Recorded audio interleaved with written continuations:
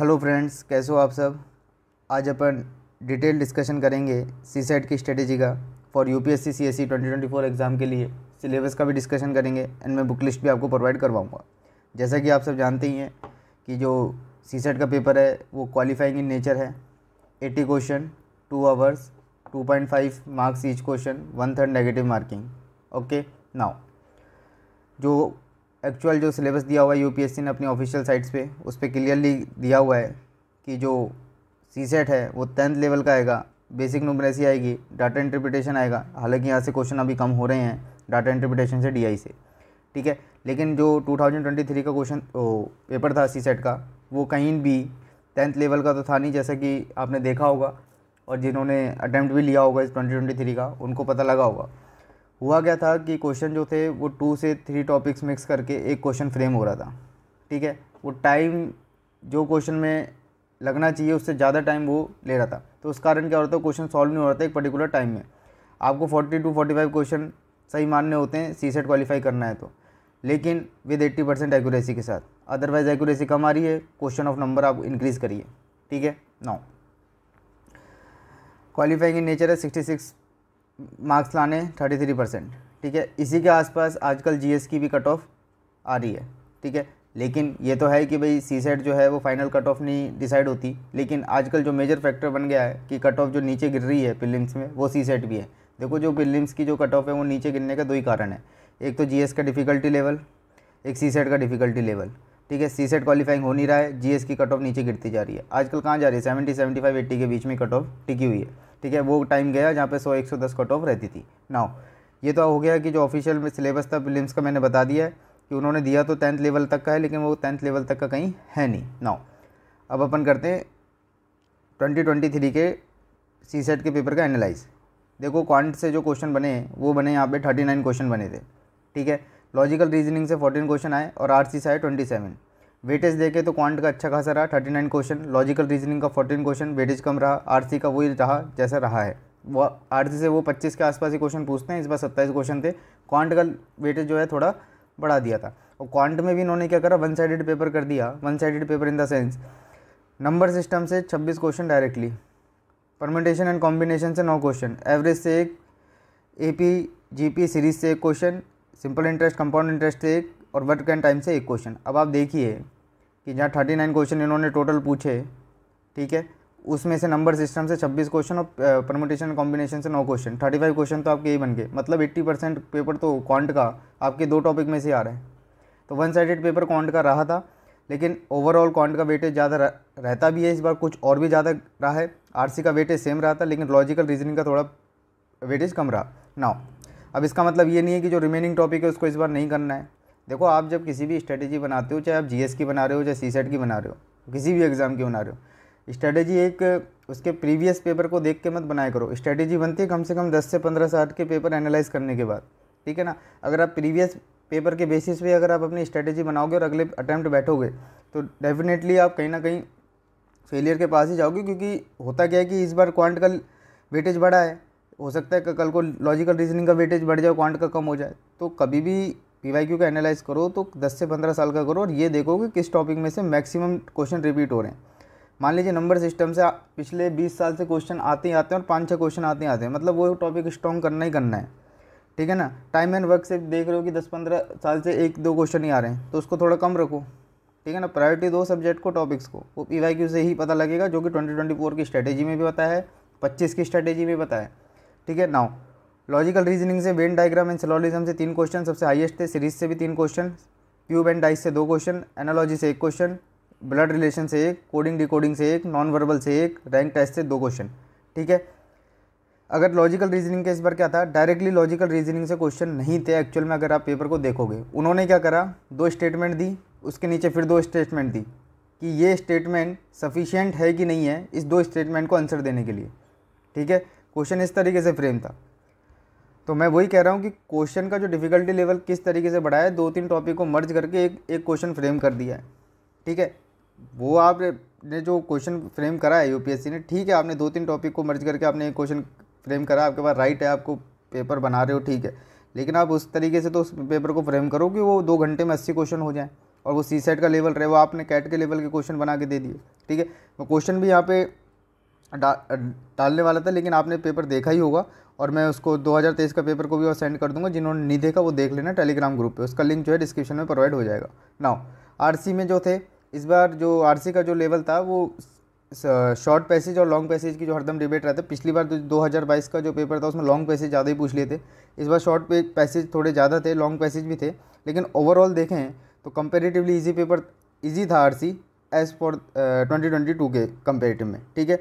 Short passage इस बार कुछ ज़्यादा ही थे, मतलब ज़्यादा in the sense long passage भी थे, लेकिन लॉन्ग पैसेज के कंपेयर में 2022 में क्या हुआ कि लॉन्ग पैसेज इतने ज़्यादा डाल दिए कि स्टूडेंट पैसेज पढ़ने में इतना टाइम लग जा रहा है कि वो 23 या 25 आरसी आई थी पिछली बार, उसमें से वो 15 से 16 आरसी कंप्लीट कर पाया, ठीक है। और आरसी हो चाहे पूरा सी सेट का गेम एक पे टिका हुआ है प्रैक्टिस पे। नाउ ये तो हो गया 2023 के पेपर का एनालाइज। क्वांट से 39 किस किस टॉपिक से कितने क्वेश्चन वो भी बता दिया हूँ, लॉजिकल रीजनिंग से 14 क्वेश्चन, आरसी से 27 क्वेश्चन, ठीक है। लेकिन इस बेसिस पे माइंड सेट मत कर लेना कि हम इस बेसिस पे अपनी स्ट्रेटेजी बनाएंगे, इस बार हम क्वांट ज़्यादा करेंगे, लॉजिकल रीजनिंग नहीं करेंगे या फिर आरसी नहीं करेंगे। नहीं, मैंने कहा है इस बार अब सी सेट जो है सिंपल सी बात है, क्वांट भी करना है, लॉजिकल रीजनिंग भी करनी है, आरसी भी करना है, लेकिन एक राइट डायरेक्शन और राइट अप्रोच से करना है। वो समझो अब कैसे 2024 में जो अपन को कैसे करना है वो समझिए। मोस्ट इंपॉर्टेंट टॉपिक मैंने यहाँ पे डाल दिए हैं। जब भी आप काउंट करो सबसे पहले इन टॉपिक्स को पहले करना, उसके बाद रिमेनिंग टॉपिक को करना। नंबर सिस्टम में LCM, HCF, unit digit, reminder और भी टॉपिक्स हैं। जब नंबर सिस्टम उठाओगे टॉपिक, जो सब टॉपिक है वो आपको पता लग जाएगा। Average, percentage, ratio and proportion, partnership and mixture, time, speed, distance, time and work, permutation combination, probability, profit and loss, compound interest and simple interest, sequence and series और mensuration. अब सुनो मेरी बात, ये जो सीक्वेंस मैंने बनाया है इसी ही सीक्वेंस में टॉपिक को लेके चलना, ठीक है। ये मैंने सीक्वेंस इस बेसिस पे बनाया है, वेटेज के बेसिस पे, टॉपिक के वेटेज के बेसिस पे मैंने ये सीक्वेंस आपको पूरा बना के दिया है। ये 13 टॉपिक हैं पूरे, पहला 13 टॉपिक कंप्लीट होंगे, उसके बाद फिर रिमेनिंग टॉपिक होंगे, ठीक है।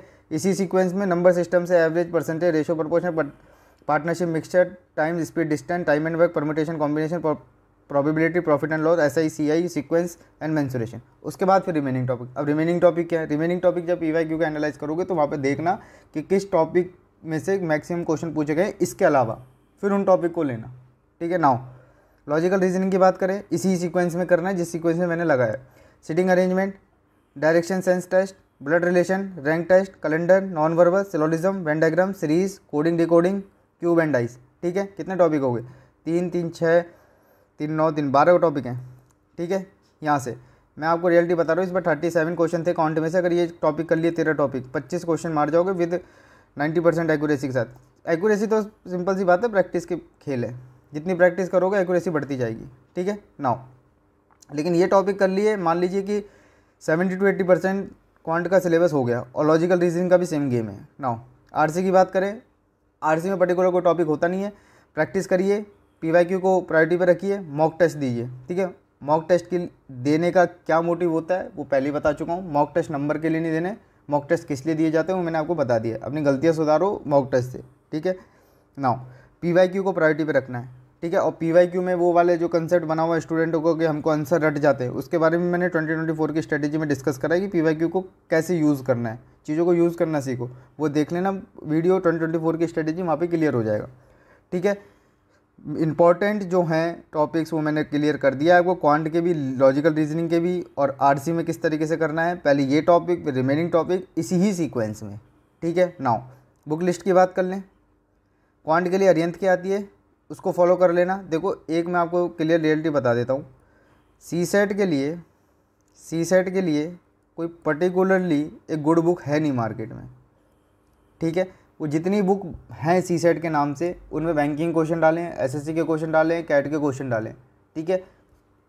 जो अपने सी सेट में जो क्वेश्चन आ रहे हैं वो बैंकिंग एसएससी के लेवल से थोड़े नीचे हैं, ठीक है ना। कैट इस बार थोड़ा कैट को छुआ था, लेकिन ये नहीं है कि अब अगली बार आप कैट के बुक उठा के सॉल्व करने लग जाओ। भैया जीएस का भी तो पार्ट करना है, ठीक है। इसलिए एक पेपर के बेसिस पर आप अपना स्ट्रेटेजी मत बनाइएगा, पिछले पेपर के बेसिस पे मत सोचिएगा कि इस बार पेपर भी उससे टिपिकल आएगा। देखो टिपिकल तो आ भी सकता है और नहीं भी आ सकता, वो आपका काम नहीं है, आपका काम है आपको सिलेबस कंप्लीट करना है, टॉपिक कंप्लीट करना है, सब्जेक्ट में क्लियरिटी बनानी है बस, ठीक है।